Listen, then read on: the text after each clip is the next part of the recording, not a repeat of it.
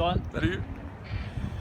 Je crois que tu es le directeur technique de WheelSecure. Est-ce que tu pourrais nous parler un petit peu de cette nouvelle technologie anti-crevaison préventive et haute vitesse? Je crois que j'ai utilisé les 3 mots principaux.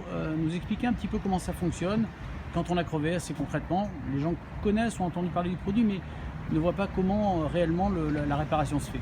Alors, effectivement, on est sur un traitement préventif du pneumatique. C'est un traitement qui dure toute la durée de vie du pneu. C'est un gel technique qui est injecté par un réseau de professionnels partenaires. Donc c'est avec ce type de pompe haute pression? Exactement. C'est injecté par la valve après avoir démonté l'obus. L'idée en fait, c'est qu'une fois que le produit est injecté, la force centrifuge va répartir le produit uniquement sur la bande de roulement. Les flancs ne sont pas protégés parce qu'on n'a pas le droit de les protéger. Et la force centrifuge va plaquer le produit qui a une texture très spécifique, puisque c'est un liquide qui est enrichi en pneumatique, qui reste liquide en permanence dans le pneu, il ne sèche jamais dans le pneumatique, mais surtout un liquide qui ne coule pas. Très bien. Donc une fois qu'on a roulé, la force centrifuge plaque le produit et le produit ne retombe jamais, même après une longue période d'immobilisation.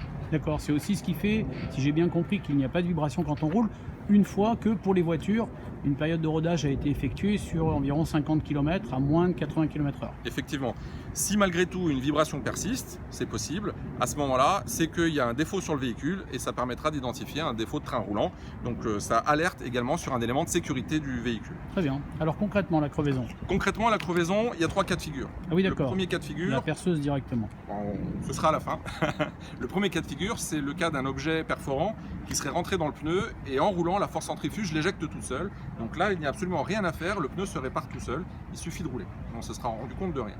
Très bien. Le deuxième cas, c'est le cas d'un objet qui serait rentré dans le pneumatique et qui s'est usé en même temps que le pneumatique. D'accord. Donc là, pas besoin de l'enlever puisque le produit va faire l'étanchéité de l'intérieur et l'objet va s'user en même temps que le pneumatique, donc il n'y a absolument aucun problème.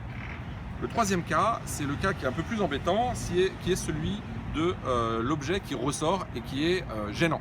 Alors un petit peu comme ce qu'on a sur ce pneu, si je comprends bien, un pneu qui est à enlever, que ce soit une vis ou un clou. Effectivement, donc si c'est une vis, très important de ne pas tirer dessus mais la dévisser, parce que sinon on risque d'endommager définitivement le pneumatique. Si c'est un clou, on peut tirer dessus puisque c'est un objet lisse. Ok. À partir du moment où j'ai décidé d'enlever un objet du pneumatique, une seule chose à faire, remonter sur son véhicule et rouler immédiatement. La force centrifuge et le poids qu'il y a sur le pneumatique va permettre au produit de réparer instantanément la crevaison. Ok. Donc du poids et la force centrifuge. Comme je n'ai pas de poids et pas de force centrifuge là sur la roue, donc je vais simuler les deux tout simplement en tapant la roue contre le sol pour simuler le poids qu'il y a dessus. Donc à titre d'exemple, j'ai une crevaison. Là c'est bien crevé. Je la retire. Donc là on entend vraiment bien que ça crève. Je remonte sur le véhicule et je roule. Ah oui, ça s'est arrêté instantanément. Donc la réparation est instantanée, elle était ici, elle est définitive. Une fois que la réparation a été faite, je vais tout simplement à la station pour recontrôler ma pression et en rajouter si jamais il en manque un petit peu.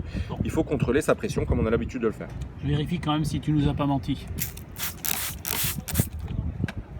Voyons voir si ça a bien réparé.